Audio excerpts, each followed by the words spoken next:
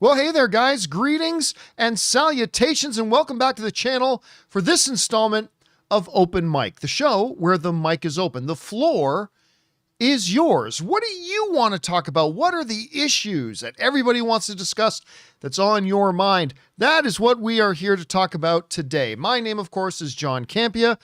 Good to have you guys here. And Open Mic is really just more, for those of you maybe new around here, is really just more of a casual, relaxed, laid-back version of the John Campea Show, where we really just discuss things you guys want to talk about for an hour or two. So that's what we're here to do. Good to have all you guys here. Now, I'm just going to let you know, if you don't know already, there are two main ways to get a topic or a question on Open Mic. The main way is to use anytime, 24 hours a day, 7 days a week. You don't have to wait for the show to be live. Our tip link that you can find in the description below, but you could also see it here at streamelements.com/John Campea/tip. And you can send in one there in 24 hours a day, and then we'll get around to it. Or if you are watching live right now, you can use the super chat feature and send one in that way. And this is important. As long as your question or comment is appropriate to be used on our show, we will address it here on the show. I'm going to bring this up too, because I've had a couple of examples of this over the past couple of weeks, and I just thought I should let you guys know. The tip link and super chats are not for you to plug and get free marketing for something. So we had somebody, like, for instance, a couple of weeks ago, saying, you know, John, I just want to let all your readers know I've opened my Etsy and I got some great Star Wars stuff that I make, and I think people will love. My Etsy can be found at blah, blah, blah. And I'm like, dude, that's not a topic or anything like that. The show is not meant to be a free marketing platform for you. And we had a couple of those come in today too. So yeah, the Open Mic is for questions about the movie industry that everybody wants to talk about, not for plugging your own stuff. Just to let you guys know.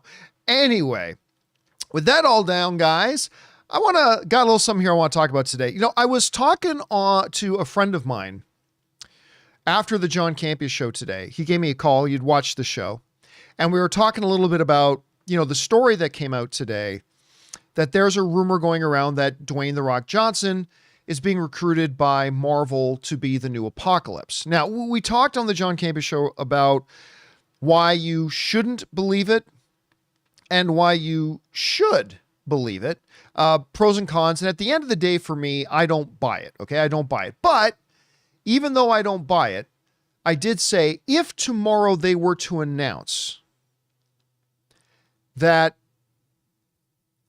it was official and Dwayne Johnson was indeed going to be Apocalypse, I'd be okay with it. You know, granted, in most of his movies, Dwayne "The Rock" Johnson, you know, the audience wants Dwayne Johnson to be The Rock, right? So in a lot of his movies, he's The Rock, you know, because that's what they want him as. And in Fast and Furious, they want The Rock. You know, in San Andreas, they want The Rock, right? But I think a lot of people have not seen some of his better films where he's not The Rock, he's Dwayne Johnson. You know, films like Pain and Gain, films like Faster, films like Snitch. These are movies that, while maybe not a lot of people have seen, have shown that Dwayne Johnson is a legit actor. He's not going to win any Oscars. Don't get me wrong. He's not like one of the top 20 actors in the world. He's not going to win any Oscars, but he can act when he's not being The Rock. And again, most of the time, that's what the audience wants. They want The Rock, but he can act. So if he were to be cast as Apocalypse, I got no issues with it. It wouldn't have been my pick. I wouldn't have picked him myself personally, but I've got no problem with it because I think maybe he could bring something interesting. All right. Well, that was the context of me and my buddy talking after the show today and asking me, he said, John, let me ask you this. When they do get around to doing X-Men, do you think they will, that if they're casting Dwayne Johnson, and that's a big if if they're casting Dwayne Johnson, do you think that's a sign that they're going to cast basically big name stars for X-Men? Or do you think they'll do like relative unknowns for X-Men? And I thought about that for a second, and without it meaning to be a cop-out answer, I think this really is the true answer. I don't mean it to be a cop-out answer, but I think it's going to be a mix of both. I think it's going to be a mix of both. For example, the Marvel Cinematic Universe has always done a mix of sometimes unknown, sometimes superstars, right? Like, even if you go back to the first Thor movie, right? Nobody knew the name Chris Hemsworth. Like, yeah, he had been in the Star Trek movie as George Kirk, Captain Kirk's dad, for a short scene, but nobody really knew who he was. And that was okay, because they paired him up with a very big recognizable star in Natalie Portman as Jane. And not to mention, okay, then you had his brother, a relative unknown to a lot of people, Tom Hiddleston, but that's okay because you had legitimate icon Anthony Daniels. Anthony Hopkins. Iconic Hollywood legend. So they mixed it up. Even if you go back to the original X-Men, okay, you had a complete unknown to most people in Hugh Jackman as Wolverine, and you had a relative unknown playing Cyclops in James Marsden, and even another relative unknown, although she'd been around the business, in Famke Janssen playing Jean Grey. But they juxtapose that by putting in Academy Award winner Halle Berry, by putting in there iconic Patrick Stewart, who had obviously big fame because of the Star Trek phenomenon, by putting in a Sir Ian McKellen. So they mixed it up. They had some very recognizable people, some people who weren't very recognizable. And listen, I honestly think that's the way to go for most things. You know, I often bring up a sports analogy, and I know it drives some people crazy when I bring up sports analogies, but still, the really good formula for a great balanced team is to have some good young guns and some vets. You know, first, second, third year players with a good mix of like 6th, 7th, and 8th year players. You know, like get a good mix in there. And I think that's going to be a good recipe. Look, just look at the history of the X-Men. The X-Men films have done a really good job at that. Very popular, never to the level of the MCU, granted, but very popular films, notable films. We all know the films, stuff like that. Because again, they mixed it up. They mixed it up. Marvel, for the most part, has mixed it up.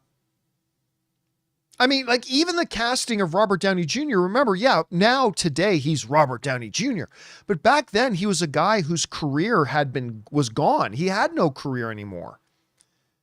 He'd struck out twice. He self-sabotaged his career a couple of times. And his career was not in a good place. Boom, went out, got Robert Downey Jr. And then, you know, they go to get Ms. Marvel, and they get this totally unknown Canadian girl, Iman Vellani, who should be a superstar, by the way. Yes, in the Marvels, they have an Academy Award winner in Brie Larson, but then they also went out and got, I'm sorry, I can't remember the name of the actress who plays Photon. If anybody remembers guys in the live chat, you guys remember the name of the girl who plays Photon? I can't remember off the top of my head, but if you do, let me know. So again, a good idea of Marvel always mixing it up. So then that brings up the question, okay, so if the new X-Men are going to be mixing it up, like some Teyana Paris, thank you, Space Otako? Otako was the first one to come up with the name. A bunch of other people threw it in as well. Damaris, Michael, Abraham, thank you guys. So let's look at the X-Men then and say, okay, if it matters, and I'm not sure that it does, but if it matters, which characters do you go with recognizable? And which characters do you go with casting some unknowns? All right. I think everybody would agree that the patriarch of the X-Men, Professor Charles Xavier, that's a role I think you get a recognizable name. Now, whether that recognizable name is a Denzel Washington, or whether that recognizable name is a George Clooney, or whether that recognizable name is whatever, I think most of us would agree that the Charles Xavier one would be one that you go for a well-known name. I would also say the same thing for Magneto. Partially because, not just because they're well-known characters, but because they're the roles that are going to need to do most of the heavy lifting dramatically. So I don't think you want to roll the dice on a newcomer per se. I think those are the roles that you benefit the most from bringing in higher profile names, right? After that, I think it can be anything. I think Storm can be famous or a newcomer. I think Wolverine can be famous. Like if they wanted to go out and get a Daniel Radcliffe. A lot of people love the idea of Daniel Radcliffe as I like Zac Efron for Wolverine personally, but just like before, they went and got a no-name guy in Hugh Jackman to go and play the role. So I think that one is the one that could be famous, could be unknown. I think guys like Bobby Iceman can be famous, or you know what? If I'm going to go for unknowns, I think Bobby is one. Iceman is one. You can go for an unknown. I don't think they're still going to have Beast be Kelsey Grammer, but John in the post-credit scene of the Marvels, Kelsey Grammer, yeah, that's a good argument. That's a good argument. And I have no reason to believe this, but I just kind of don't think they're going to still do that in the MCU. Maybe they will, maybe they won't, not sure. But, Jay Alexander is saying something that I hear a lot of people say. That is, we need a short Wolverine. Really? Back that up. Explain to me why we need Wolverine to be short. There is no real reason. There's no reason that we need Wolverine to be short, other than that's what he is in the comics. All I would say to that, Jay, is that there's a lot of things in the comics that we don't do on the screen. Now, listen, don't get me wrong. I'm not saying I'm against them getting a short Wolverine. But I mean, if you're going to go short, you got to go short. You got to go out and get somebody 5'1", right? Calvin Patel, we want short men representation. Yeah, but they got to be in camera, and it's got to work for the story that you're telling. I'm just saying that while in the comics he is short, and I would even propose in the comics he hasn't been portrayed as short as he used to be, and his shortness is not really played up much in the stories at all. So I don't think you need to have a short Wolverine. I'm all for it if they do, all for it. But I just disagree. I don't think he needs to be short. And again, you're going to have a hard time finding like a 5'1", 5 foot actor who can come in and play that. But anyway, there's that. Now he also doesn't have to be 6'2", 6'3" like Hugh Jackman is, but I mean, he can be whatever. I think he can be whatever. So then you got other characters. Like, do they even bring in Angel?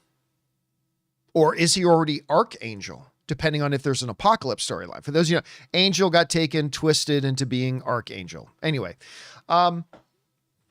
do they do an Angel? That could be a no-name character. Do they go with a Rogue?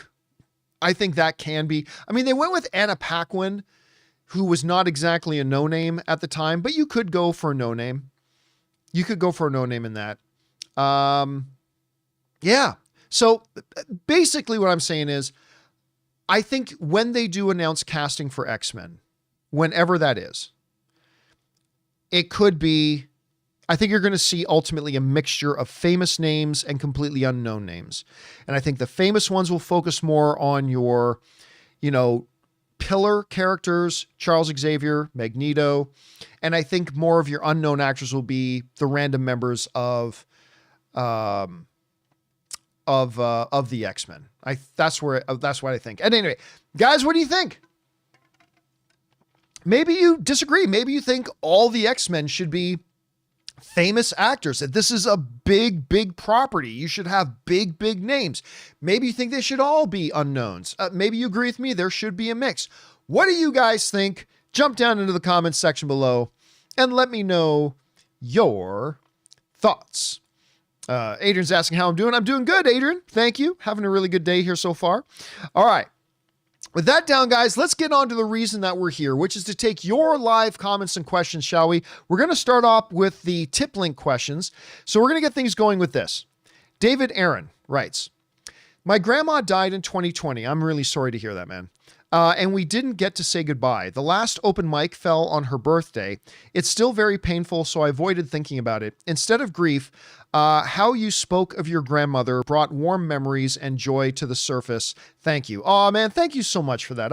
I appreciate that. Yes, somebody else, I can't remember who it was, but somebody else wrote in about losing a family member and asked me, how do you deal with that? What's the best way to grieve? In which I said, you know, there is no such thing as the right way to grieve. Everybody deals with grief differently. And that's different. I spoke about the loss of my own grandmother, not long ago, my Italian grandmother, my nonna, who I loved dearly.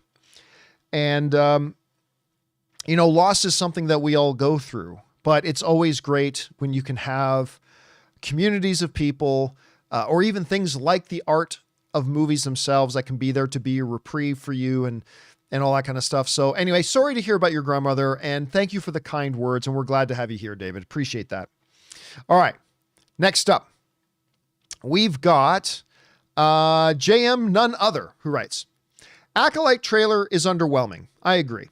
I heard rumors that the show could have gotten the Batgirl treatment, but didn't. No, I can tell you, listen, as much as I don't think the trailers look very good, because I don't, and I've taken some heat for that just because I don't think the trailers are all that good, but I don't think they're all that good. If you do, that's great. I'm not arguing with you. I'm just saying for me, they weren't very good.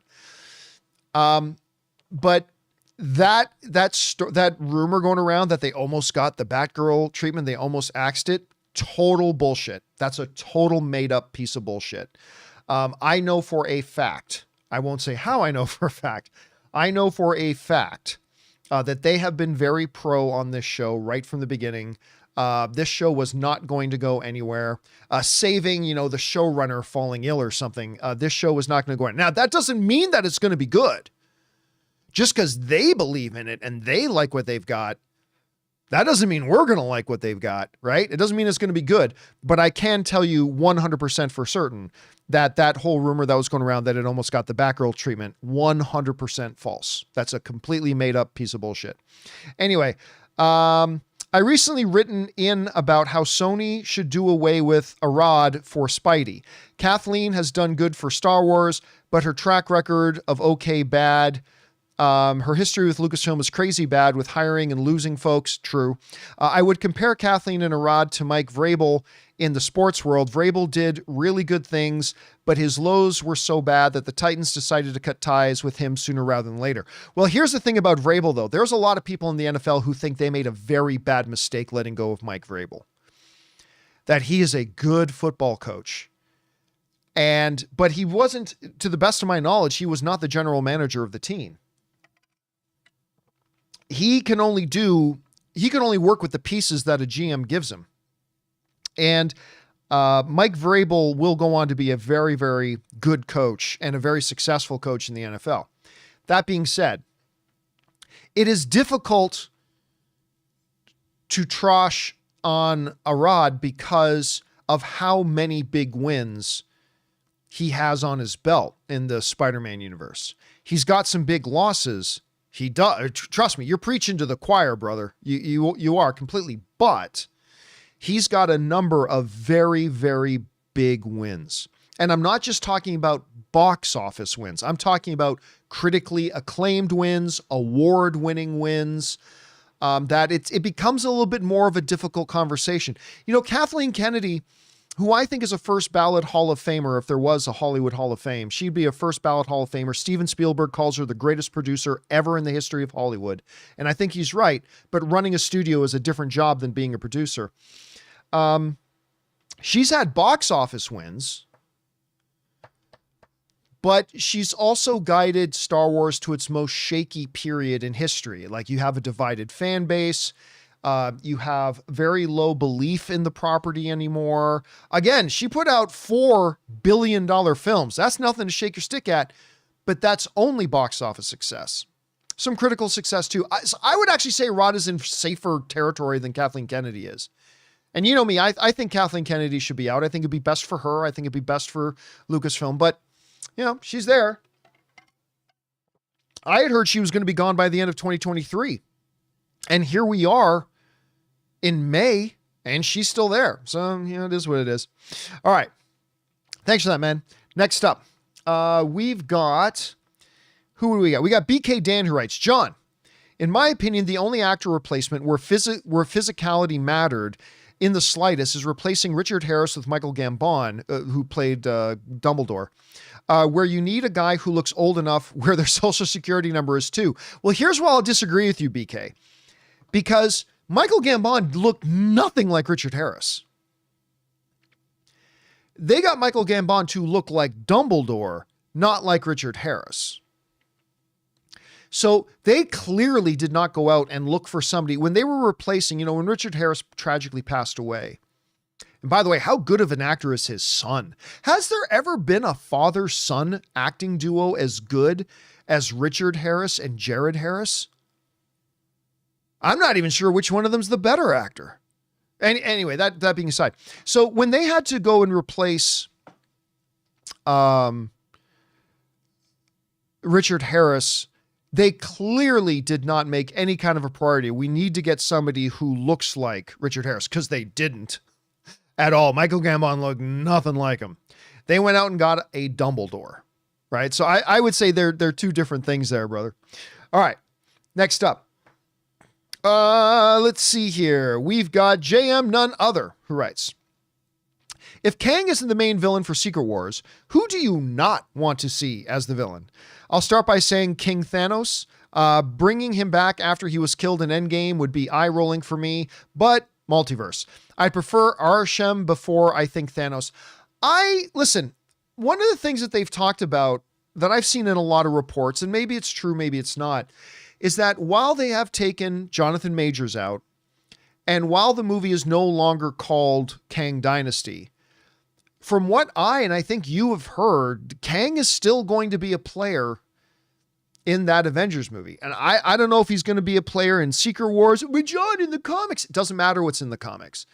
But I have heard he's still going to be a player in that next Avengers movie, which was called Kang Dynasty. Now it's going to be called something different. So I think he might still end up being the villain of that movie. I hope he's not. I think they've kind of squandered that. But if it wasn't him, who would I not want the villain to be? I would not want the villain to be Yellow Jacket. I wouldn't want the villain to be Yellow Jacket, aka MODOK.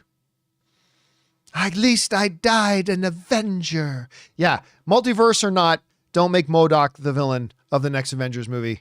That I'll have to draw the line. I trust Kevin Feige and everything. I do. Kevin, I trust you. But I'm going to draw the line there. I'm going to draw the line on Yellow Jacket / MODOK being the villain for the next Avengers movie. All right.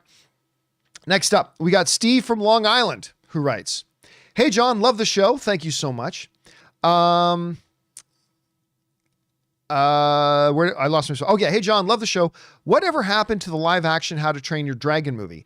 Is it still happening? As far as I know, it is. Curious to know because I love the original franchise and the cast they chose looks solid. Yeah. As far as I know, that's still moving ahead. I mean, I think it's still a ways off. Yeah, I don't think they're moving on it anytime immediately soon. I could be wrong about that. I still think it's a ways off. I'm very excited to see how they bring this into a live action venue. It's going to be expensive to make. But as far as I know, it's still happening. It's just still a ways off. All right. That was Steve from Long Island. Next up, thanks for that, Steve. We got Garden Variety Vagabond who writes, I just learned that Stephen Amell leads Suits LA. I didn't have much belief in it after their first spinoff, but I have a little hope now. Do you?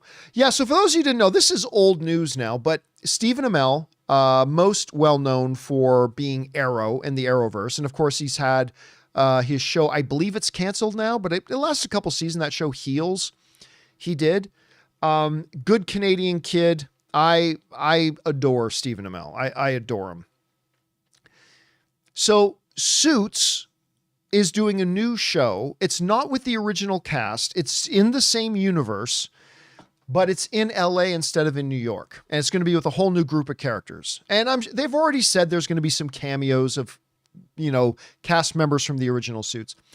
I will say this though, adding Steven doesn't make me believe in the show any more or any less. It makes me a little bit more excited for it because I like Steven. But you knew they were going to go out and get a solid actor to play it. But whether that means the show is going to be good or not, I don't think Steven being there tells us one way or the other. Listen, I think it's a great idea for a show. I obviously like Stephen Amell very much. So I would say it doesn't give me more belief in the show, but it does make me even a little bit more excited for it just because I like Stephen Amell. All right. Next up, we've got Ric Flair's Martini, who writes, am I the only one who thinks the new Superman suit looks so inexpensive compared to Henry Cavill's suit? No, it doesn't. Not in the least. I understand James Gunn is probably getting $100 million less to make his film than Zack Snyder got to make, but Man of Steel, but geez, no, that's just bullshit. That's just stupid. That's stupid. It's a picture in a dark room of a suit that is clearly battle scarred and mucked and all that kind of stuff. And if the first picture you saw of Henry Cavill in the Superman suit was him laying in the dirt of Metropolis in the middle of his fight with Zod, I'm not sure what you would think of I think the costume looks perfectly good. Costume looks perfectly good. And I think when we see it, and by the way, at the end of the day, I don't care if the costume looks good. The costume can look like a brown paper bag for all I care. The costume will not make the movie better or worse. I often go back to, CW's Arrowverse's Black Lightning. I really liked that show.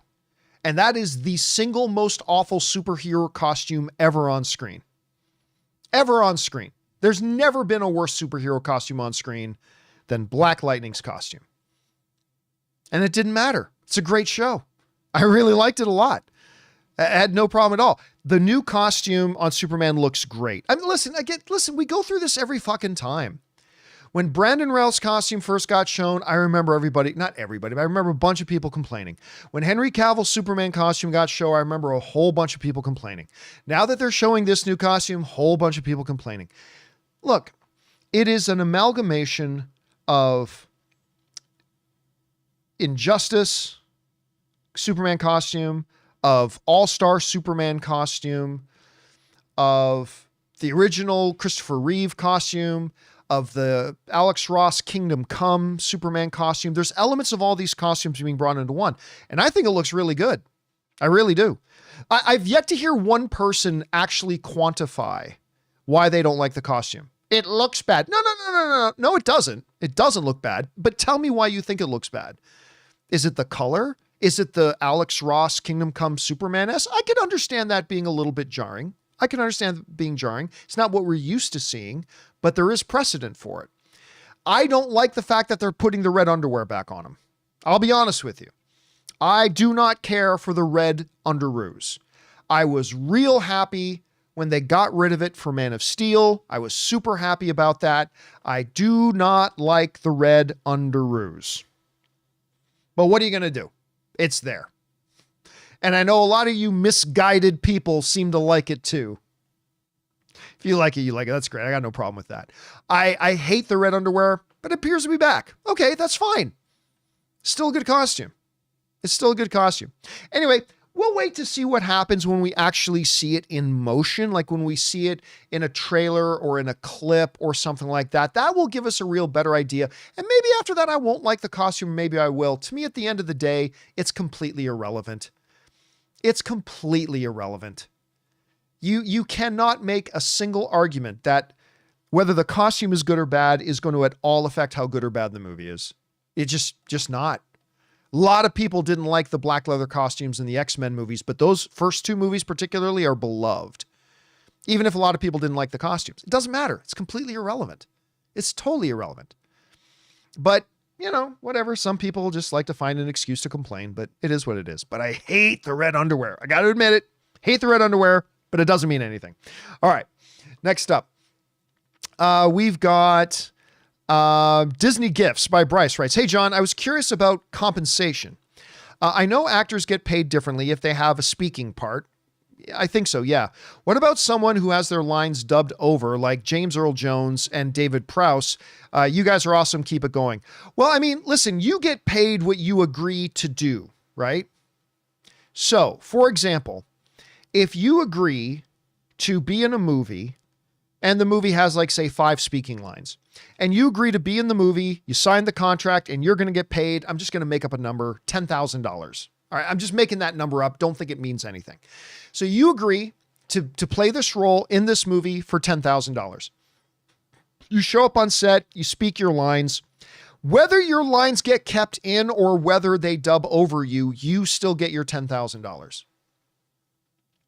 Like, actors who agree to be in a movie, sign a contract, show up, shoot their scenes, but then they're edited out of the movie. There's been a number of examples of this. Then they get edited out of the movie. Doesn't matter. They still get paid. They don't get to be in the movie, but they get paid. So my thought here is that if an actor is in a movie and speaks lines and then has their voice dubbed over, like Gina Carano had in that, what was that movie she did with Channing Tatum? I keep forgetting the name of the movie. You guys know the movie I'm talking about, but if you know it, fire it in the live chat there. But, like, she still got paid. Haywire. Thank you, Chazarus. Chazarus was the first person to throw that in there. Haywire. So she signed up. Gina Carano signed up to be in this movie, play in the movie. She's in the movie, blah, blah, blah, and then they dubbed over all her dialogue. She still got paid the same.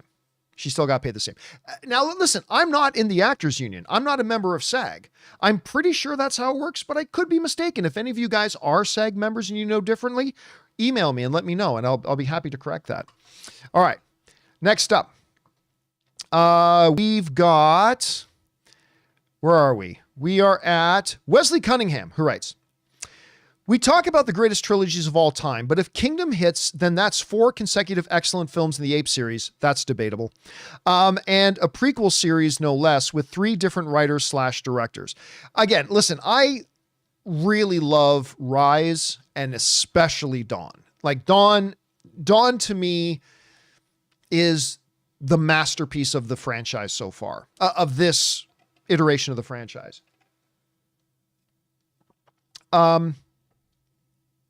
So, I mean, I love those, but I'm not big. I'll be honest. I'm not big on war. I'm really not. But that aside, it is certainly a thriving, successful franchise. Now, I'm on my way to go see it in 2.5 hours. So I'm going to finish today's show, and then I'm getting in the car, meeting with Ray, and we're going to go see Kingdom of the Planet of the Apes tonight. And the reviews have been very solid, very good. I'm expecting to have a good time. I loved what they showed us at CinemaCon. I don't think it belongs in the conversation of the best trilogies, again, because I think War was a little bit weak. I didn't hate it, but to me it's a little bit weak. So yeah, but I'm very, very excited for 4. I cannot wait to see 4 tonight. Keep your guys' eyes open for when we do our Out of the Theater review tonight. All right. Thanks for that, Wesley. Next up, Guss's movie-farts.com writes, you recently made a list on who could play Joker in James Gunn's DCU, just a bunch of random names. I have 3 more who could be perfect: David Tennant, Bill Skarsgård, and Jamie Foxx. Yeah, Bill Skarsgård is one that comes up a bit, but to me, he's already been a clown, so I'm not quite sure about that one. The Jamie Foxx one, wouldn't he just be playing the same character he played in The Amazing Spider-Man 2? Although, listen, Jamie Foxx is an Academy Award-winning actor. I mean, if they announced he was playing Joker, I'd be all for it, but not necessarily my pick. I do like the David Tennant pick, though. I like that. that David Tennant one is pretty cool. All right. With that down, let's keep going here. Next up, we've got Ben Bangs, who writes, "Hey John, I loved The Fall Guy, as did everyone else in my showing. I enjoyed the TV show, and I'm a huge stan of Emily Blunt's.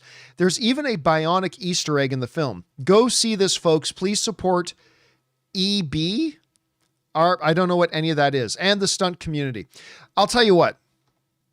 I got to see Fall Guy a number of weeks ago, back in April, at CinemaCon in Vegas. I had a great time with it. Now, my one big criticism of Fall Guy is that it is too long for the kind of movie it is. I thought if they had cut 20 minutes out of the film, it would have been lean, tight, just perfect. But it was too long. I still had a great time with it. It's charming. The dynamic between Ryan Gosling and Emily Blunt is superb. The jokes hit really well. The stunts are great. And it truly is a love letter to the stunt community. I thoroughly enjoyed Fall Guy. And if you haven't seen it yet, guys, take Ben Bangs' recommendation here and go out and check it out. It's really, really good. All right, next up.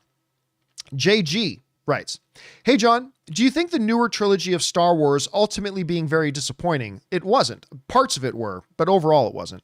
What direction do you think they should go with movies? There isn't as much demand for new Star Wars."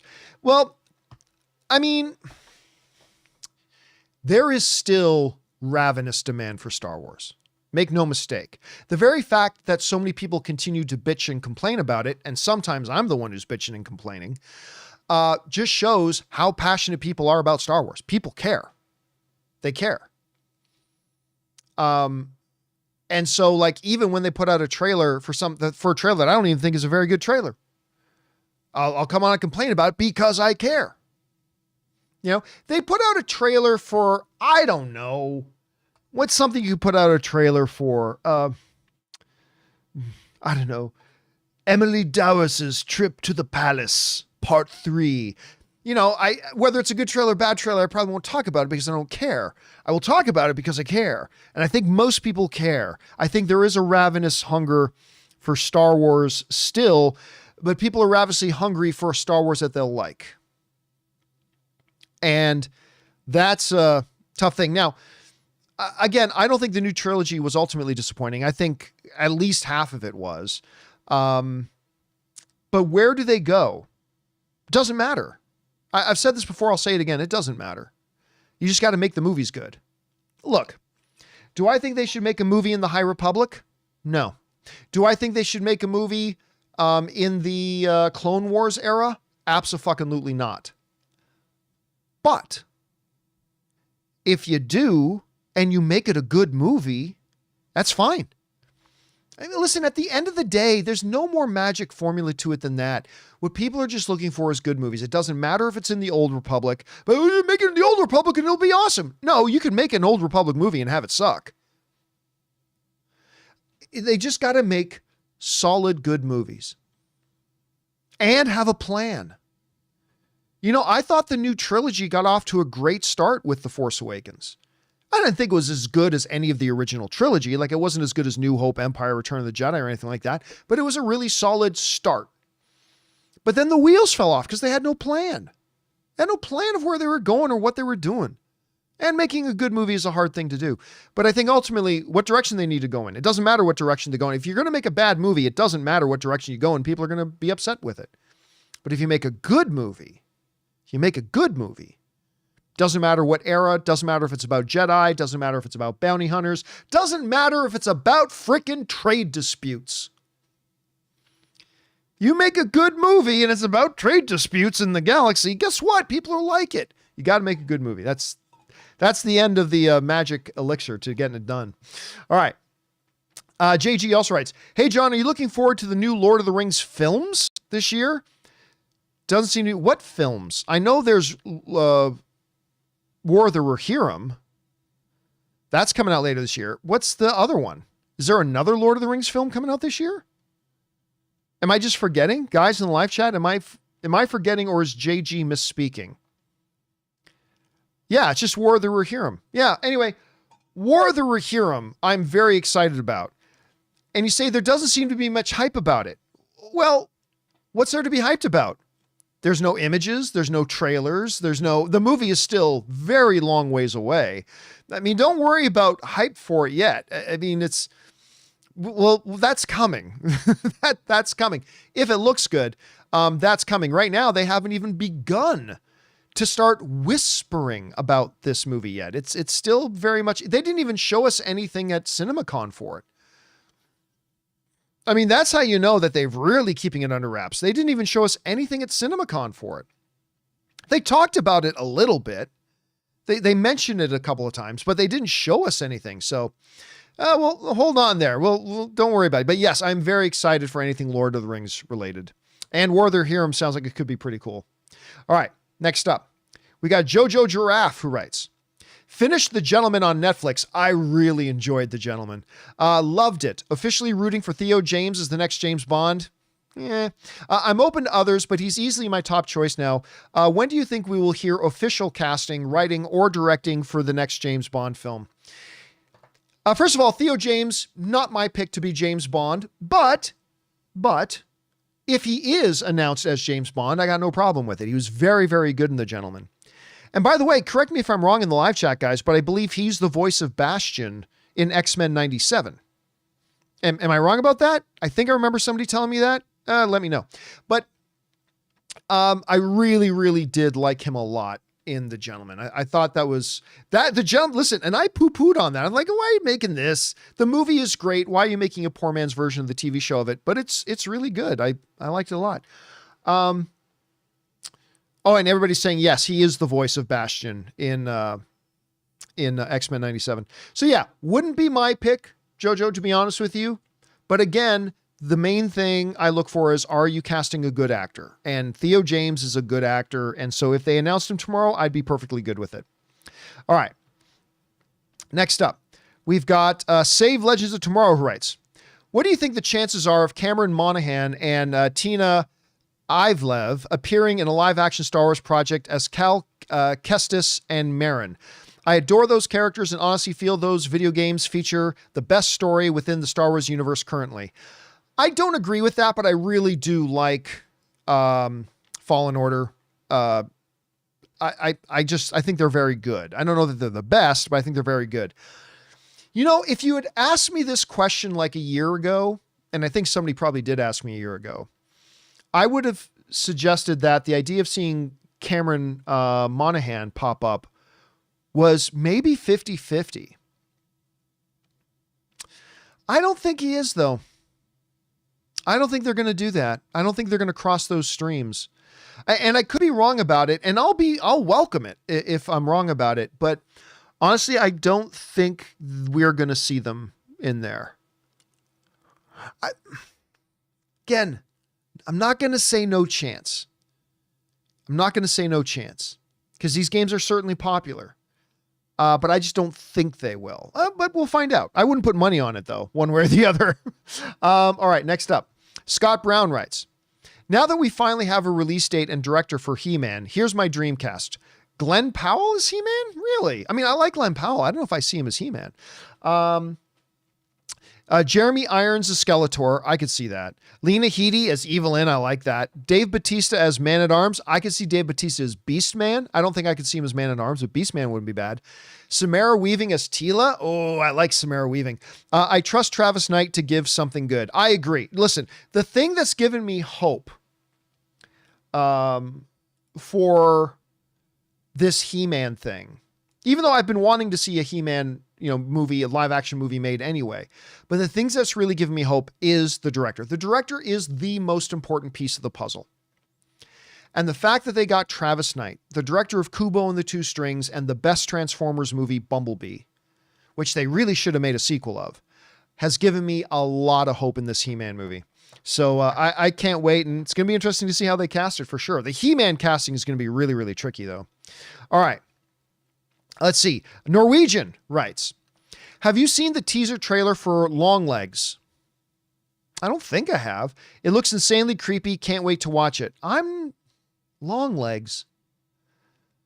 It sounds like some kind of spider movie, I think. Honestly, the name's not ringing a bell with me. Maybe I have, and I'm just not remembering it. Norwegian. I'll take a look for it later, though. Thanks for putting it on the radar. All right. Jay Newby writes, Campbell's is on my mind after that trailer for The Boys Chicken Soups. Sign me up. Listen, I'll tell you what. The Boys is simply one of the best things that's been on television in years. The Boys is so incredibly good. It's like Shakespeare wrapped in a Kevin Smith outer shell. Because it's vulgar and it's filthy, but underneath is some really deep stuff, heavy stuff. And I think it's been absolutely incredible. I love this show passionately and dearly, and I cannot wait for it. And I love the new trailer, man. I cannot wait for this thing to come back. By the way, I thought Gen V was fantastic. Gen V was really, I was very nervous about Gen V. I'll tell you what, though, it killed it for me. It absolutely killed it. All right, next up. Laser Cats writes, hello, I love your show and has really got me through some really tough life events. Oh, thank you for saying so. So I just got brutally fired. Oh no, but thankfully started a new job on Monday. That's awesome. So can you recommend any movies or shows to help me through this grief, shame, and transition? Listen, there's no such, don't be shamed. Listen, there's a million different reasons why you can be fired from a job, right? And at least 70% of the million reasons are things that aren't even your fault. They just happen. It's the reality of the world. A company's got to downsize. Somebody decides they want to hire their nephew in your job. Whatever. I wouldn't worry about it. There's no shame to getting fired from a job. Everybody loses jobs. Not me, but everybody else loses jobs. Everybody has erectile dysfunction. Not me, but all men at some point have erectile dysfunction. Yeah. So anyway. For me, somebody was asking me something about this a little bit earlier, but to me, whenever I'm sick, like I love watching dramas and period pieces or action films, whatever, but when I'm sick or feeling low, I instantly go for really reliable comedies, like comedies that will make me laugh my ass off, because there is no better cure than laughter. So I would go and I'll bring up my, usual suspects list of my go-to comedies. My favorite comedy of all time, of course, 40-Year-Old Virgin, The First Anchorman. Earlier today, we were talking about, Wedding Crashers. By the way, there's also my second favorite comedy of all time. And I'm still shocked how many people have not watched this, but it's a little movie starring Christopher Reeve, John Ritter from Three's Company fame, Michael Caine, Carol Burnett. It's a little film called Noises Off. And it is fabulous. It is my second favorite comedy ever, only behind 40-Year-Old Virgin. If you have never seen Noises Off, and I know there's a lot of people who have not seen Noises Off, go see if you can find it. Watch Noises Off. I think it's going to make you feel pretty good. I think you'll feel pretty good after watching that, because laughter just has a way of doing that, my man. Anyway, congrats on getting the new job, dude. That's awesome. All right. Next up, we've got JG, who writes, hey, John, one of the best post-credit scenes that doesn't get talked about that much is the post-credit scene in Wolverine. Showing Charles and Magneto recruiting Logan in the airport was a perfect setup to Days of Future Past. Except that it's not. It's not, and it's not a setup to Days of Future Past. See, here's the thing, because we already know from the other X-Men movies, that's not where they meet each other. We already know they meet each other much earlier than that. But okay, so here's the thing about the Fox era X-Men movies. As much as I love them, I mean, I don't love all of them, but overall, I love the X-Men movies. You've often heard me use the phrase that carved in the walls of Fox Studios is the words X-Men, continuity, schmontinuity, because there is so badly broken continuity all the time throughout the X-Men films. Like all the time. You can say, oh no, this movie is connected to this and blah. You can say that all you want, but the continuity of X-Men is all over the frickin' place. Like I could give you, and we've done full discussions about this. We list like dozens of things, but like you don't have to go any further. Go to the first X-Men movie. First X-Men movie. Was that Wolverine's brother that he was fighting? Was Taylor Mayne playing Wolverine's brother? Because that's Sabretooth, right? Oh, wait, but then we go to this other one, and now Sabretooth is actually Logan's brother, and now it's being played by Liev Schreiber? What? Like, what? Wait, who? But I thought, it's not just like actor difference. They're totally rewrite histories. You even look at Logan, Caliban has completely changed from who and what Caliban was in the X-Men. They just change it all the time. It's continuity, schmontinuity. They never cared. And so, and I don't care. I never minded because I didn't care how well the movies connected to each other. I just wanted good individual movies. As long as the movie I'm watching is good, I could care less whether it was in continuity with past movies. I never cared, right?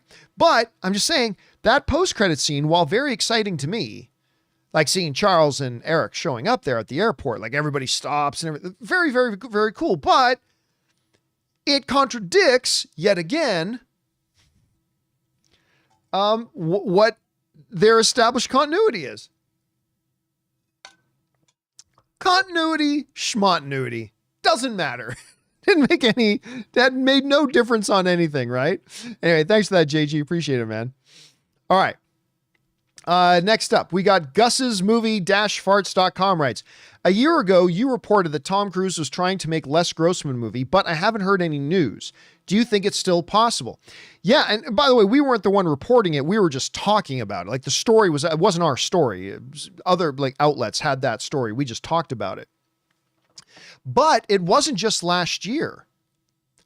Word of Tom Cruise wanting to make a Les Grossman movie. And for those of you who don't know, Les Grossman is the name of his character in Tropic Thunder, a role that saved Tom Cruise's career, by the way, and is one of my favorite roles he's ever played. I love the Les Grossman character. Anyway, so word has been around for years that they wanted to do a Les Grossman spinoff.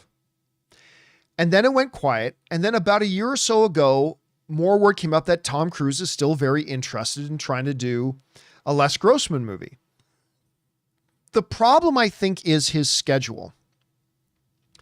Tom Cruise, he's got like 4 movies booked right now. Like 4 he's got booked. He's in his 60s. I don't know when he will get around to it, but I will tell you this. I am with Thomas in the live chat. Let me be very clear. And if Tom or any of his representatives are watching this, I desperately want a Les Grossman movie. I think it is a horrible shame we haven't got one already. I think it could be absolutely hilarious. I want to see this character back on screen again. So I really hope they do. But Tom is booked for a very, very long time. He's got movies doing back to back for a while. So I hope it gets done, man. I really do. All right. Next up. Gus again writes, did you see Netflix comedy roast of Tom Brady? We talked about it on the John Campea Show earlier today. Funny as hell. It was a star-studded event. My complaint was that it was too long, over 3 hours. Have you watched it? Oh yeah, absolutely. I loved it. I thought it was fantastic. But like the middle part drags a little bit. Like the first half hour with Kevin Hart, Jeff Ross, and what's the girl's name? Oh, I was literally just talking to somebody and I said her name and now I'm freezing her name. Anyway, those 3 absolutely killed it. You know, Gronk's part was okay. Edelman's thing was okay. Randy Moss's thing was okay. Nikki Glazer, thank you. As soon as Calvin put in Nikki, then I knew, yeah, Nikki Glazer, that's who it was. Anyway, so the middle part got a little bit slow. But then, the Tom Burgundy part was great. And then the last half hour, like the last couple comedians they had up, and then Peyton Manning and Tom Brady himself roasting everybody else was I thought it was spectacular. I really, really loved it. I thought it was just wonderful. All right. Yeah. And Drew Bledsoe was really great in it. I thought Drew Bledsoe was great. All right. Next up, an anonymous viewer writes, how do you feel when Hollywood makes a biographical movie and purposefully leaves out negative parts of the person's life in order to give them a better image, like they did in King Richard or Beyond the Sea? Here's the problem. There are actually several problems. Number one, sometimes the negative things in somebody's life are alleged. And it is totally within a filmmaker's purview to decide if, hey, if this wasn't completely factual, maybe we put it in, maybe we don't, whatever. Plus then also on top of that, you got to take in mind, if you're trying to do a movie about a person's life, 40, 50, 60, 70, 80, 90 years, you're trying to put into a 2-hour movie. There are going to be things that are in there, and there are going to be things that they don't. It really all then comes down to, if the director has the story they want to tell, then you can't show every good thing that the person's done, and you can't show every bad thing that the person's done. Take, for example, the Freddie Mercury Queen biopic, Bohemian Rhapsody. The story that the director wanted to tell, because there are some stories about Freddie Mercury doing some pretty not cool things, right? Just like every person. But the story the director was telling was specifically about his rise, his self-destruction, and him clawing most of it back. So when you're telling your story, you're going to focus on the events that surround that storyline. Yeah, you could make a big detour to talk about this one great thing that they did, but are you wasting time if it's not part of that core story? Or you could detour the other way to talk about this really not so good thing that they did, but it's not part of the story. You've got 2 hours to tell 40, 50, 60, 70, 80, 90 years of somebody's life. You find your story, you stick to it. And there will always be people who maybe don't like that person, say, you should have put in this bad stuff. But what would be the purpose of the bad stuff? Making a biopic is not a referendum on the overall totality of an individual person's life. It's telling a story about their life. So I really don't care. I just want a director to make the best movie they can and tell the best story they can. That's all I care about. So John, you're saying if they made a movie about Hitler and they never showed any of his bad things? Well, no, because there are certain things like you can't, the story of Hitler is the story of Hitler. There is no other story. That's the story of Hitler.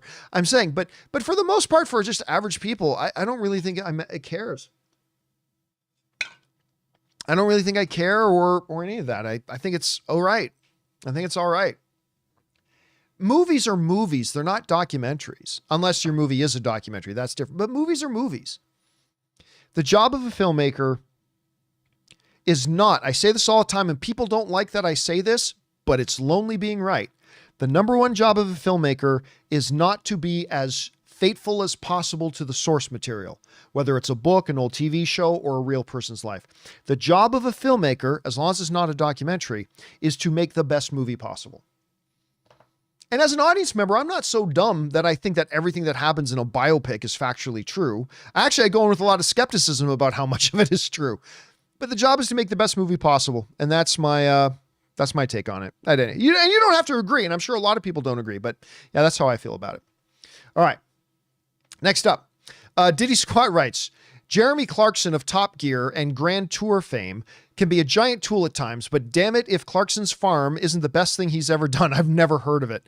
He makes farming interesting. I just watched the first 4 episodes of season 3, and it's on its 3rd season. I've never heard of it, and 4 was surprisingly sad.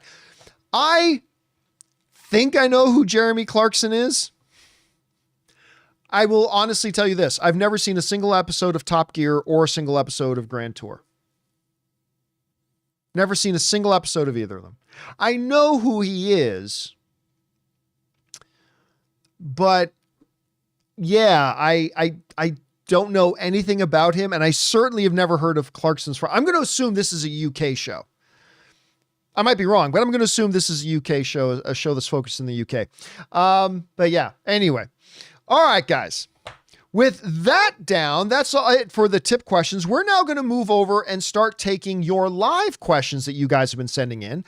Just so you know, the super chats did fill up, so we've turned them off already, so they're already turned off. But we're going to go over and get to the live questions you guys have sent in. But before we do, we're going to take a quick moment and thank a couple of sponsors of today's episode.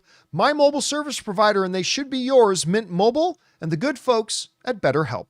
We want to thank a sponsor of today's video, Mint Mobile. My favorite spring cleaning takeaway is the post-clean clarity you get. Wow, how have I been living like this? It's kind of like when you find out that you've been paying a fortune for wireless when Mint Mobile has phone plans for just $15 a month when you purchase a 3-month plan. My last mobile service provider was quite good, but ever since I switched to Mint Mobile, I've enjoyed even better coverage, better phone clarity, and I'm paying less than a third of what I paid to my old provider. Say goodbye to your overpriced wireless plans, jaw-dropping monthly bills, and unexpected overages. All plans come with high-speed data and unlimited talk and text delivered on the nation's largest 5G network. Use your own phone with any Mint Mobile plan and bring your phone number along with all of your existing contacts. To get this new customer offer and your new 3-month unlimited wireless plan for just $15 a month, go to mintmobile.com/Campea. That's mintmobile.com/Campea. Cut your wireless bills to $15 a month at mintmobile.com/Campea. $45 upfront payment required, equivalent to $15 a month. New customers on first 3-month plan only. Speed slower above 40 gigabytes on unlimited plan. Additional taxes, fees, and restrictions may apply. See Mint Mobile for details.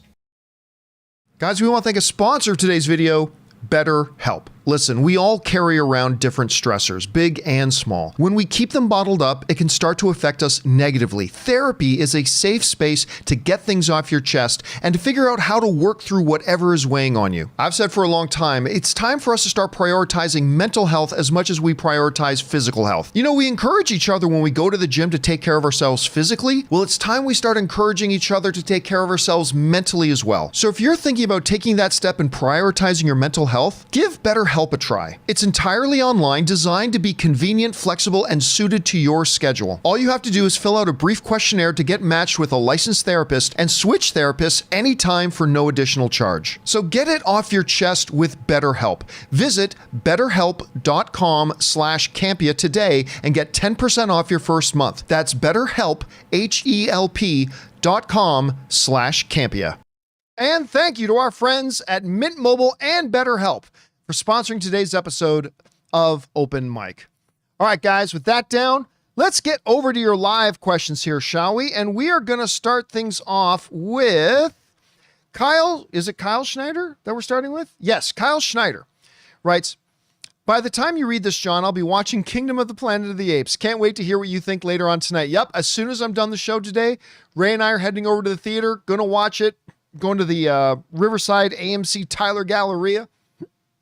Going to go watch that tonight, and we will do our out of the theater reaction as soon as we're done. All right, next up, Wesley Cunningham writes, we talk about the best trilogy a lot. If Kingdom hits, then that's 4 consecutive. You wrote this in already. You sent that in already, Wesley. Hey, we already addressed this. The only difference in your question is at the end there, it says over under $65 million opening. I'm going to go under. I think it's going to be around 50. I think it'll have a good, solid $50 million opening. I think 65 is a little bit high, but I think 50 is a really good amount, and I think 50 is where I hope it's bigger. But I'm going to go for around 50 to 55. That's where I think it'll come in. And man, if it does 60, that'll be amazing. All right, next up. Thanks for that, Wesley. We've got Brandon who writes, Disney Plus, Hulu, and Max announced bundled soon. Yeah. Listen, I'm not going to talk much about it now because I haven't read up on it, but I did read before I started the show today that Disney Plus and HBO Max are going to partner up and do a bundle deal for both services together. It's a brilliant idea. We'll talk about it why on the show tomorrow. But yeah, thanks for mentioning it, man. All right, next up. We got Never Lose Your Nerd writes, Apocalypse is my all-time favorite villain. You know what? Magneto's my all-time favorite comic book character. I think Apocalypse is probably my favorite X-Men villain. My all-time favorite villain, and like you, hope they do Age of Apocalypse saga like they did the Infinity one and lead up to it. They'll never do it. Never do it. It's too much. It's too much. Because you can't just jump in and do Age of Apocalypse, because to understand Age of Apocalypse, you have to understand everything about the X-Men. So you would have to do years and years and years of X-Men, and then maybe do a 2 or 3 film Age of Apocalypse, but it would be years down the road. Like years. It's kind of like Kingdom Come. Like people often ask, do you think they should do a Kingdom Come movie? The problem with a Kingdom Come movie is you have to have pre-existing knowledge of the DC universe and its inner workings in order to really appreciate Kingdom Come. So they could do it maybe someday, but it would be years down the road. Years down the road. But I mean, I would love it if it ever happened, because Age of Apocalypse is my all-time favorite storyline. All right, next up. Never Lose Your Nerd also writes, I would also love to see the Rise of the Apocalypse comic adapted with Kang in Egypt as Rama-Tut. Would be a great way to introduce the character. Except I don't think anybody goes to see that movie. I don't think that's an interesting movie for people. Now, you and I would be interested in it, but I'm not sure there would be an audience to go see Rama-Tut and Ensaba Noor, jokesters of old Egypt. Like, I'm not quite sure. Now, maybe a flashback scene in another movie, but I don't know that you could actually do a movie about that. I just don't know that they would have the interest from people. But a scene in another movie, maybe. All right. Rachel Knight Online writes, think we'll ever get a Vince McMahon biopic? Nope. Because neither Vince McMahon nor his estate will ever greenlight that. They'll never do it. Maybe Vince McMahon's grandkids, like if Vince McMahon passes away and then Shane McMahon and Stephanie McMahon 40 or 50 years down the line pass away, and now you got Vince McMahon's grandkids who never really knew Grandpa, maybe they'll go, yeah, okay, go ahead and make a biopic. But other than that, I just don't think there's ever going to be a biopic about Vince McMahon. I think there could be a neat documentary about Vince McMahon. Vince McMahon's an interesting cat. I mean, I don't believe the good things you do wipes away the bad things that you do. But I'm also a believer that the bad things you do don't wipe away any good things you've done either. And Vince McMahon, and I'm not here to pass judgment, but is a very interesting dude. I think we can all agree with that. He's a very interesting dude. I mean, there really would not be a wrestling industry today without Vince McMahon. I mean, he made the wrestling industry what it is. He really did. And he did some Herculean kind of things. If you know much about him or the development of the WWF, then became the WWE. I mean, he did some really Herculean things. With all that said, there's some pretty creepy ass stuff that he's been accused of. Like pretty damn underhanded, creepy ass. And I'm not even talking about the Montreal screw job. I mean, some really underhanded, dirty stuff. So, I mean, but no, to answer your question, I don't think we're ever going to get it. Maybe a documentary someday. All right. Sam Fisher writes, X-Men 97. I was hoping they would go either the unused Alex Ross or John Cassidy suits, but it's cool to see they use the iconic Claremont suits. Well, and you know, they're not all the classic ones either. Like they're definitely, they've taken some liberties and some things, which I think is good. And I'm glad that they've done. I really want to unpack the last episode, the episode 9 of X-Men 97, because they did something in it that I think was a big mistake. Do you guys mind if I just say it here? You know, go ahead and mute your computer for a minute. When you see me go to this screen and we're moving on, then you can unmute it. But are we all good here? Okay, so you got it muted. If you don't want it spoiled. That last shot where Magneto is tearing the adamantium out of Wolverine. First of all, it comes from one of the most iconic panels in comic book history of Magneto finally having enough and ripping the adamantium out of Wolverine. The difference is, and this highlights what is one of the weaknesses of X-Men 97. That moment is completely unearned in the show. It's completely unearned. There is no backstory in the show with Wolverine and Magneto. Like when you read the comic that led up to it, I mean, it builds to that moment. This historical, incredible moment in comics.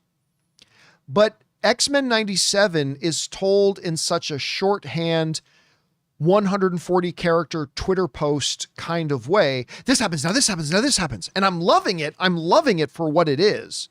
Don't get me wrong. I'm not talking crap on it. I'm just pointing out one of the, kind of weaknesses of the format. Every format has a weakness. This is the one for this one. It's just, it literally was just out of nowhere. It's like it was a throwaway thing. And this is going on, this is going on. Oh, and Wolverine stabs him. Oh, and Magneto pulls out his adamantium. Like it's so anticlimactic compared to what the story is in the comic book. But that's the way they're doing X-Men 97. This is the way I heard one person describe it, and I actually agree with them. You have a full script, but you also have a treatment, right? Like you can have like an outline. So you can have like this 7-page outline of a script that is like 100 pages long. And you get like a 5, 6, 7-page outline, right? X-Men 97 is the outline. And they're making it thoroughly entertaining. I'm really, like, I stayed up last night waiting for it to drop on Disney Plus so I could watch it before I went to sleep. That's how much I'm enjoying it. But it's not a script, it's an outline. And they're just like boom, boom, boom, boom, boom, boom. So it's interesting, and sometimes that's perfectly fine. But sometimes it has an unfortunate consequence. And the unfortunate consequence here is, like, Rob really complained about episode 3 because he thought the story of the Goblin Queen was like way too deep and way too rich to just go, oh, Madeline Pryor. Oh, wait, I'm Goblin Queen. No, wait, we stopped Goblin Queen. Okay, Madeline Pryor goes off somewhere else. As the credits roll, right? Like that was it. And Rob, at the time, if you remember him talking about it, Rob felt very jilted by that. And I get where he's coming from. To me, I kind of had that moment with the ripping of adamantium from Wolverine. Like that is such an iconic, historic piece of comic book lore. And it was just nothing. Wolverine stabs him. He pulls out his adamantium. It's like, what? There was like, literally, it was not earned. It was not built up to. It had no deeper meaning anyway. But the episode was great. I'm sitting here talking as if I'm crapping on it. I really enjoyed the episode. I had a very, very good time watching the episode. I'm just saying that one moment kind of highlights not the many strengths that their format has, but it highlights what one or two of their weaknesses of the format. And again, every format has its strengths, has its weaknesses. This is one of the weaknesses of this particular format. Anyway, but I'm still loving the show. I'm talking like I don't love the show. I do. I love the show. But that thing kind of stood out to me. All right. Next up, C. Black writes, according to the Production Weekly, X-Men starts filming next year. So, okay, I saw two different things. I saw somebody say that, and then I saw somebody debunk it. So I don't know which is true, and it was just like a half hour before I started the show, so I haven't had a chance to look into it myself. But I'm going to go look into it. If they truly do, then that's interesting, and we'll talk about it on the show tomorrow. But then I saw somebody else say, no, that isn't true. So I don't know yet. I got to go look into it and read it a bit myself. All right. Next up, Hung Vu writes, will streamers stop offering monthly subscriptions and only offer annual subs to stop churning? Yep. Yeah, well, look, here's what I think they'll do. What I think they'll do is, number one, They'll start offering a whole bunch of bundle deals. And that's what we're going to see with Disney Plus and Max. We're going to talk about that tomorrow. What I think they will do, though, is start offering ridiculous discounts for an annual subscription. So I'm just making up numbers here, okay? Just understand, I'm just making these numbers up. But let's say, for example, that premium top Max was $20 a month. So that would be $240 a year, right? Right now, you can get it for like $200 a year. So they offer you, right now, the major streamers offer you a little bit of a discount if you get an annual plan. What I think they will do to fight churn is start offering a ludicrous discount for an annual plan. Like, if the full year was going to cost you $240, if you go month to month, they'll offer you a year sign up for $130, like almost half price, right? That's what I think they're going to do. I don't know that they'll stop offering the month to month offerings, because then you're going to get a whole bunch of people that'll just never sign up for your service in the first place. But if you offer month to month and then offer an annual plan that locks them in for a year, but you give them a steep discount, that's something that I could see them doing. That's something I think I could see them doing. All right. Next up, Purple Haze writes, who should play Joker, Johnny Depp or Jim Carrey? Neither of them should be Joker, to be honest with you. Casinema writes, wanted to clarify my chat offer earlier. The Rise of Skywalker felt like it was trying to appease people who couldn't accept Rey being no one and desperately hoped every actress was her mom and a significant character. Oh no, listen. I remember so many people argued with me after The Force Awakens when I would say Rey is no one. And everybody would argue and say, no, she's got to be from this. And I said, look, do you understand Star Wars at all? The history of the Jedi, no Jedi ever came from a lineage until Luke and Leia. Until then, no Jedi came from a lineage. Children across the universe were born Force sensitive. Jedis would find them and then bring them to the Jedi Temple to be trained. There was no such thing as lineage. The whole thing about Rey having to be from some royal line or something like that was completely inconsistent with the Star Wars lore. Star Wars lore was just randomly around the galaxy. Children are born who are born with a gift. And the Jedis identify those kids and, bring them into the temple, which is kind of weird and kind of creepy and really shouldn't have happened. But it's what the universe did.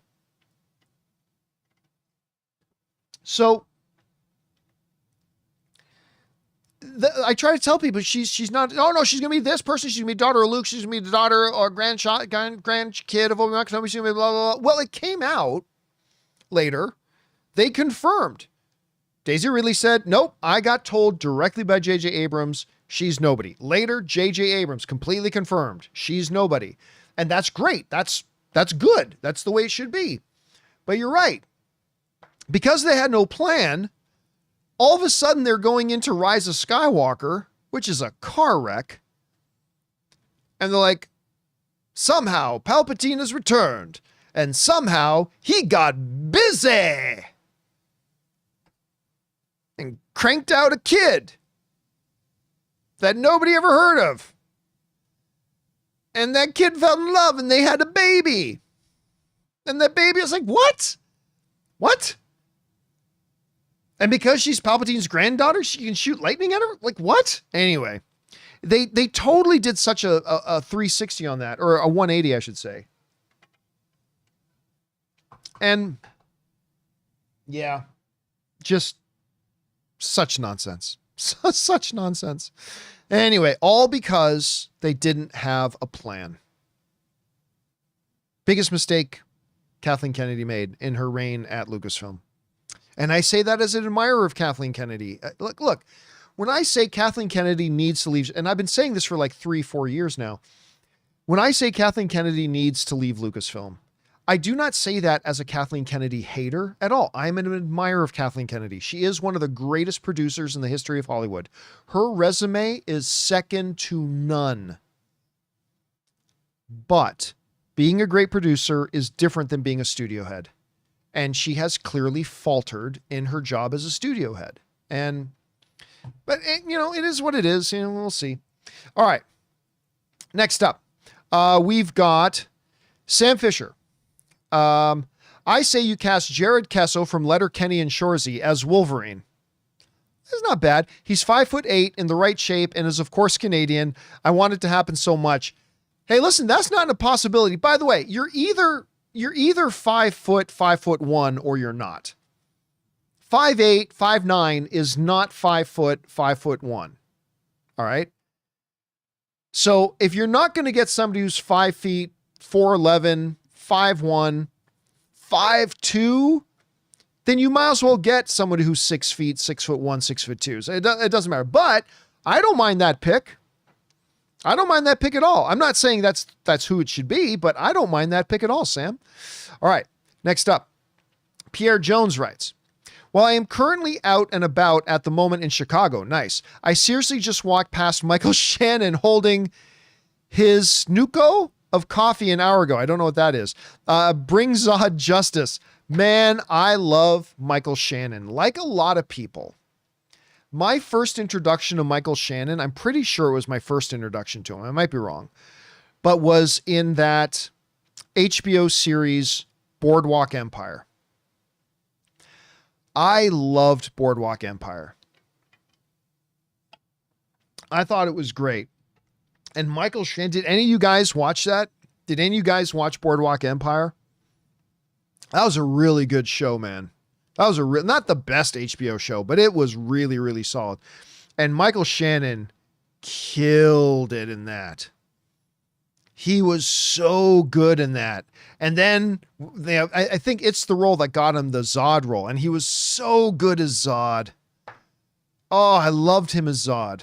My people, as Ray would say. I loved him as Zod so much. I really did. That's so cool. They just randomly walked past him. That's amazing. All right. Next up, Suthius writes, trilogies that have a fine first movie, a great second movie, and a third could have been better movie. Dark Knight, Raimi's Spider-Man, yeah. Recent Planet of the Apes, yeah. Original X-Men, yeah. That actually, when you're setting that up, Suthius, I said trilogies have a fine first movie, a great second movie, and a third that could have been better. I'm like, which ones would that be? Those are some great examples. Because, listen, I don't dislike The Dark Knight Rises. I don't dislike that movie. But to me, it is easily the weakest of the three. Right? Again, I'm not saying it's bad. I'm just saying it's the weakest of the three. Sam Raimi's Spider-Man, I will say the third was bad. I love the first two, but the third was bad. The Planet of the Apes, yeah, I'm not a big fan of war. And the original X-Men, yeah, X-Men 1 is fantastic. It started the whole comic book movie golden era. X-Men 2 is still in the conversation of one of the greatest comic book films ever made. And you know what? I'll even say this. The third movie is not good. X-Men 3, what's it called again? X-Men 3, The Last Stand? I think is it called The Last Stand? I think it is. Anyway, X-Men 3, while not good, is not all that bad. Like, it is clearly the weakest of the original three. No doubt, no argument from me. I'm not going to argue that. You'd be 100% right, I think, if you were to say that. But it also had some pretty redeeming moments in it. Like, there's that one scene, unless I'm mixing up movies, but I'm pretty sure there's this, first of all, the whole Golden Gate Bridge and the whole fight scene and beast fighting. I loved all that stuff. I could eat all that stuff up. I thought that was a great sequence in the film. But there's another really, really, really, I think a wonderful scene in that movie. And correct me if I'm mixing up my movies, because it's been a while since I've seen it. Okay, I'm admitting it's been a few seasons since I've seen it, but it's when they're in the underground and all the mutants are talking, and like I can't remember which mutant it was, but it was a girl, and she said, because you got Magneto and Pyro there, and the girl says to Magneto, you know, if you're such a proud mutant, you know, where's your mark? Where's your mark? And the Magneto says, and I might not be getting the wording exactly here, because like I said, it's been a while, but he says something along the lines of, oh, I have been marked, my dear, showing his Jewish concentration camp markings. I have been. And I assure you, no one will ever touch me again or mark my skin again. It was something along those lines. Like I'm forgetting the exact wording. He says, oh, I have been. And that's the line. Leonardo got it. No needle will ever touch my skin again. It's like it's, you may not like the movie, but you got to admit that scene is a pretty awesome scene. That's a pretty awesome scene. And I like the Golden Gate Bridge stuff. I like the fights and all that kind of stuff. Again, not a good movie. All right. Not a good movie, but I don't think all that bad. Not all that bad. Anyway, that's just kind of my take on it. All right. Hot take. Next up. Thanks, Suthius. We had David Kirschmore, who says, are you looking forward to the next round of the NBA playoffs, Western Conference Finals? The Timberwolves are up 2 against Denver so far. Game 3 is Friday night. Listen, I got to tell you, I'm not the biggest basketball fan in the world. I admit I enjoy basketball. My wife is a basketball fanatic, but I enjoy basketball. I am loving the NBA playoffs this year. Like, even though the Raptors are not there, and what is currently my home team, the LA Lakers, are out, I'm telling you what, this has been a fascinating NBA playoffs. Absolutely fascinating. Like Denver, the defending champions right now, are getting absolutely punked by this out of nowhere Minnesota Timberwolves team. I mean, just spanking them. But like all the series have been really entertaining. Even the sweeps have been really, really entertaining. It's been a nice playoffs. Yeah, I've been enjoying it a lot. All right. Next up, we got Stargirl, who writes, are you watching Kin on Netflix with Charlie Cox? I've never even heard of it. About Irish gangsters. It's so good. Littered with well-known Irish actors. I am binging. It's great. I have never even heard of this, Stargirl. Yet another example of way to go, Netflix, completely dropping the ball on marketing their own stuff. I have never heard of it. Charlie Cox is in it. Daredevil's in it, and I've not even heard of it. Well, I'll tell you what, I'm going to go look for it. Now that you mentioned it, thank you for putting it on my radar there, Stargirl. Appreciate that. I'm going to go look. All right. Rachel Knight Online writes, after the last few years, I'm confident in saying that Dutch Vader Lind has better plans than Disney has with Star Wars. Oh, Dutch Vander... I don't know who Dutch Vander Linde is. Is that a movie character? Is that somebody I should know? Help me out, guys. Who is Dutch Vander Linde? I mean, Chazra is even saying, who is that? Somebody's saying it's from Red Dead Redemption. Dutch Vander Linde has better plans than Disney has with Star Wars. I'll tell you what, I need them to get their act together. Now, look, again, they have put out some amazing stuff. Rogue One, bloody fantastic. Andor, chef's kiss, masterful show. Absolutely masterful. Mandalorian, seasons 1 and 2, fabulously entertaining. I really like The Force Awakens. But man, the only thing they've been consistent at is being inconsistent. The only thing Star Wars under Disney has been consistent at is being inconsistent. Because there's been no plan. Even their shows are like jumping all over different time periods. It's like hard for us to get really invested. You know what the thing is? The original Star Wars comes out, right? It's one timeline. We go from New Hope to Empire to Return of the Jedi. Like we got to live in that period of time in the universe. At least the prequels gave us that too. But now they're going all over the place. And again, if all the shows and all the movies were great, that wouldn't really matter all that much. But because they're so inconsistent, it's just kind of highlighting the inconsistency of even the timelines they're using. I would love to see them actually get a plan together. Because right now, all I see them doing is throwing spaghetti at the wall. Really? Your next movie is going to be a Rey movie? Really? How does that fit into the plan? Oh, you know what we're going to do? Our next two movies is a Mandalorian movie. Is anybody who doesn't have Disney Plus going to go see a Mandalorian movie? Yeah, so the next movie is going to be a Mandalorian movie to be followed up by a Rey movie. What the hell do those things have in common? Like, you're not giving us something to get invested in. Anyway, that's a rant for another time, I'm sure. But I really would love to see them get their act together. I really, really would. All right. Last question of the day comes to us from Purple Haze, who writes, by the way, saw The Gray Man, and it was awesome, and I thought that's what a James Bond movie should be. Also, to my Joker question, if Warner Brothers said choose... Oh, were you the one that was asking about Johnny Depp or Jim Carrey? Oh, easy Jim Carrey. Easily.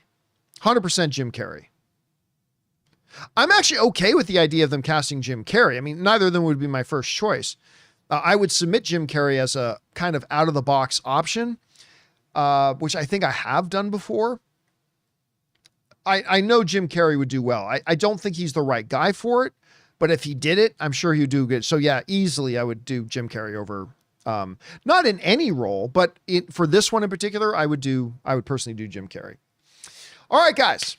And that'll do it for today's installment of Open Mic. Thank you so much for being here and joining me today for this little show. Thank you to everybody who sent in questions, number one, because it gave us fun things to talk about. But number two, you supported our channel as you did it. And everybody involved with the show, thanks you guys so much for all your support.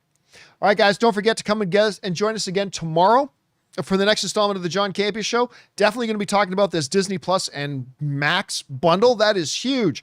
Maybe got a bunch of other things lined up too. Looking forward to seeing you. That'll do it for me for now, guys. Thanks a lot for being here. My name is John Campea. Off to see Kingdom of the Planet of the Apes now. Watch for my out of the theater reaction as we come out of that movie tonight. We'll talk to you later. And until then, my friends, bye-bye.